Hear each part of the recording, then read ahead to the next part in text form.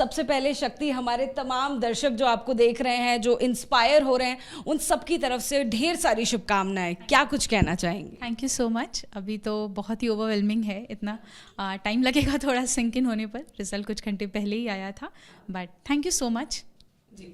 अगर हम तैयारियों की बात करें, हम हर साल टॉपर्स से बात करते हैं, टॉपर्स का इंटरव्यू लेते हैं, यूपीएससी के तमाम स्टूडेंट से बात करते हैं।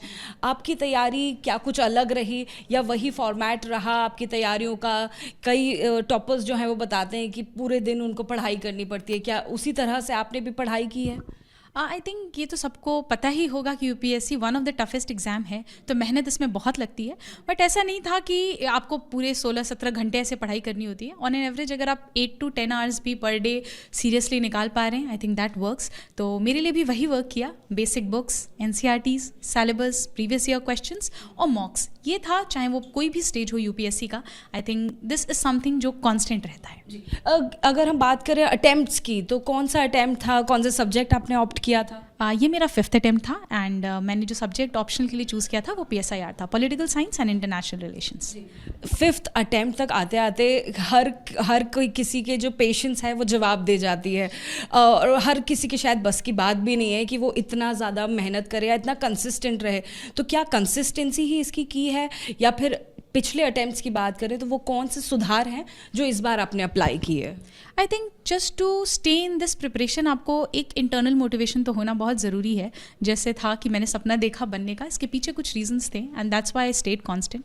पेरेंट्स का हमेशा से ही सपोर्ट रहा है उनका, तो that's also kept me going. इसके अलावा ये था कि पहले 3 अटेम्प्ट्स में मैंने प्रीलिम्स नहीं हो पाया, बट उसके बाद जब एक बार मैंने मेंस लिखा और लास्ट ईयर भी मैं गई थी इंटरव्यू तक, कट ऑफ से 12 नंबर कम थे, बट देन लास्ट ईयर मुझे कुछ गलतियाँ समझ में आई and I got an opportunity कि मैं उस पर काम कर सकूँ, and this year I worked on that and I think that worked in favour as well. क्या लगता है वो कौन सी गलतियां ज़्यादातर जो एस्पायरेंट्स हैं वो करते हैं? क्योंकि आपने 5 अटेम्प्ट दिए हैं, चौथे अटेम्प्ट में आपको कहीं ना कहीं फिगर आउट आप कर पाए कि ये गलती हो रही थी और आप कहीं ना कहीं इंटरव्यू तक पहुंच पाए। तो वो एक कौन सी कॉमन गलती है जो लोग ज़्यादातर कर रहे हैं? आई थिंक बहुत ज़्यादा रिसोर्सेज फॉलो करना, बहुत ज़्यादा स्कैटर्ड प्रिपरेशन रखना, बहुत सारी स्ट्रैटेजीज़ फॉलो करना। आई थिंक अभी फिर से रिजल्ट्स आए हैं, बहुत स्ट्रैटेजीज़ होंगी नेट पे, आप यूट्यूब पे freely available, and I think वो स्टूडेंट्स उससे कन्फ्यूज़ ना हो। सबकी स्ट्रैटेजी अलग होती है, सबकी जर्नी अलग होती है। All we need to do is बहुत ही मिनिमम नंबर ऑफ रिसोर्सेज रखें, उसको मल्टीपल टाइम्स रिवाइज करें एंड प्रीवियस ईयर क्वेश्चंस को हमेशा अपने साइड में रखें इन ऑर्डर टू अंडरस्टैंड कि यूपीएससी की डिमांड क्या है। इंटरव्यू में क्या कुछ सवाल पूछे गए, कुछ हमारे दर्शकों के साथ साझा कर सकते हैं? इंटरव्यू जो मेरा था वो बहुत ही ज़्यादा ओपिनियन बेस्ड था। दिनेश दासा सर का बोर्ड था, very cordial board I would say, और सर ने बहुत ही फ्रेंडली इन्वायरमेंट रखा था। Questions were mostly opinion based. There were questions, क्योंकि मैं प्रयागराज से हूँ तो क्वेश्चंस कुंभ पे थे, क्राउड मैनेजमेंट पे थे, ठीक है, उसके साथ साथ स्टैम्पीड पे क्वेश्चंस थे। अपार्ट फ्रॉम दैट उस समय दिल्ली में इलेक्शंस भी हो रहे थे, तो there were question on urban apathy, there were questions on like education qualifications जो होना चाहिए for election age to MPs and MLAs, ये सब थे। फिर यही था। इसके अलावा कुछ इंटरनेशनल रिलेशन से भी क्वेश्चन आए, क्योंकि PSIR मेरा ऑप्शनल था। We talked about India and China, India and Bangladesh, तो वो इंटरनेशनल रिलेशंस पे भी क्वेश्चन थे, और हॉबी से भी इक्वली उन्होंने क्वेश्चन। शक्ति, ऐसा भी हुआ इंटरव्यू में कि कई बार आपको किसी सवाल का जवाब नहीं पता होता, तो ऐसे में पोलाइटली जवाब का ना कैसे दिया जाता है? क्या वैसा भी डर था, और क्या ऐसा जवाब आपने दिया, कोई किसी सवाल का जवाब अगर नहीं पता तो?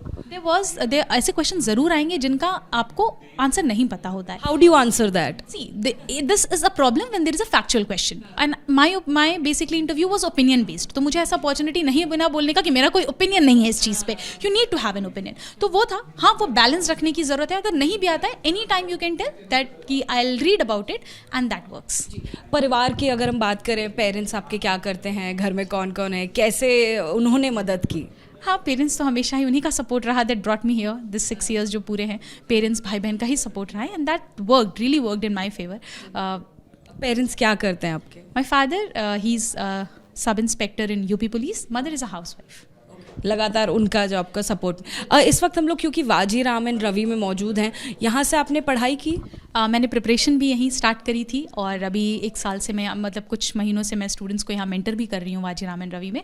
तो या हम देख रहे हैं जब से आपकी टॉपर बनने की खबर आई है, अब से चंद मिनट पहले ही, तब से यूट्यूब पर जो तमाम यूपीएससी के जो कोचिंग सेंटर्स हैं, जहाँ से शायद आप नहीं भी पढ़ी हैं, वो भी आपका इंटरव्यू चला रहे हैं। ऐसा कैसे, और क्या उन लोगों को भी इजाज़त होती है इसकी? आई डोंट नो, मुझे इस बारे में कुछ पता नहीं है, अभी मैंने देखा नहीं है। But to talk about courses, मैं वाजीराम एंड रवि की ही स्टूडेंट रही हूँ। फॉर GS फाउंडेशन हो, चाहे मेरा मेंस का हो, चाहे इंटरव्यू गाइडेंस हो। हाँ, इंटरव्यू गाइडेंस के लिए हम डिफरेंट कोचिंग इंस्टीट्यूट्स में इनरोल करते हैं। बट आखिरी सवाल पूछना चाहूँगी, जिस तरह से इतना स्ट्रेसफुल प्रोसेस होता है पूरा परीक्षा का, ऐसे में अपने दिमाग को लाइट कैसे रखा जाता है? क्या हॉबीज़ आप फॉलो करती हैं? क्या पिक्चर देखने का शौक़ है? क्या स्पोर्ट्स का शौक़ है? क्या कुछ उसे आप बैलेंस कर पाती हैं? मुझे लिखना पसंद है, तो जब भी whenever there is something going on in my mind, I just try to write it down. मैं पोएम्स, कोट्स वगैरह लिखती हूँ, तो वो मैंने करती हूँ अपने फ्री टाइम में। दूसरा, always the best thing I can do is whenever I am stressed out, I go and talk to my mother, my father, and वो उनका जो मोटिवेशन, उनका जो कॉन्स्टेंट सपोर्ट मिलता है, that's one thing that kept me happy. लिखना क्योंकि आपको पसंद है, आपने बताया, क्या कुछ आप अपने दर्शकों के साथ कुछ सुनाना चाहेंगी, कुछ साझा करना चाहेंगी, कोई एक लाइन सुनाना चाहेंगी जो आपने लिखी हो, बहुत पसंद आएगा दर्शकों? कुछ भी, जो भी आपके दिमाग में। जी सच में बिल्कुल नहीं आ रहा है, I am totally blank right now. कुछ इंग्लिश में लिखा था मैंने, एक cracks were the real weakness of those walls and also cracks were the reason light entered within. क्या कुछ इसके बारे में कहना चाहिए? कि क्रैक्स जो होते हैं वो एक दीवार की सबसे बड़ी कमजोरी होती है, जिसमें क्रैक होती है, बट वही एक रीज़न होती है जिसकी वजह से रोशनी अंदर आती है कभी कभी। तो it's a concept of broken but beautiful. So ये कि शक्ति दुबे ने UPSC में टॉप किया है, सबसे पहले आपको ABP की तरफ से बहुत बहुत बधाई। कैसा लग रहा है? बहुत अच्छा फील कर रहा हूँ मैं, अच्छा लग रहा है। सर, शक्ति दुबे के बारे में कुछ हमें बताइए, कितने घंटे पढ़ाई करती थी, कैसी उनकी एक्टिविटी थी? अब देखें, शक्ति दुबे की पढ़ाई के बारे में तो जो हमसे पूछेंगे, वो 18 से 20 घंटे मेहनत करती थी बच्ची, और पढ़ाई के लिए शुरू से लेकर के ही बहुत अच्छी पढ़ाई में थी। फर्स्ट से लेकर के और इंटर तक SMC घूरपुर में उसने पढ़ा। उसके बाद से BSc इलाहाबाद यूनिवर्सिटी से की। इसके बाद से BHU से MSc उन्होंने किया। ये BHU में भी गोल्ड मेडलिस्ट थी और इलाहाबाद यूनिवर्सिटी से भी गोल्ड मेडलिस्ट थी। तो पढ़ने के मामले में तो हमको कुछ कहना ही नहीं पड़ा, और अपने हिसाब से पढ़ती रहीं और तैयारियां करती रहीं। सर, शक्ति दुबे की बात करें तो ये कौन से अटेम्प्ट में उन्होंने निकाला है? ये 3rd अटेम्प्ट में हुआ है। सब परिचय दे दीजिए अपना। मेरा नाम है देवेंद्र कुमार द्विवेदी। मैं उप निरीक्षक के पद पर DCP यातायात और ADCP यातायात के पेशकार प्रयागराज में हूँ। वहीं पर वर्तमान में नियुक्ति है मेरी।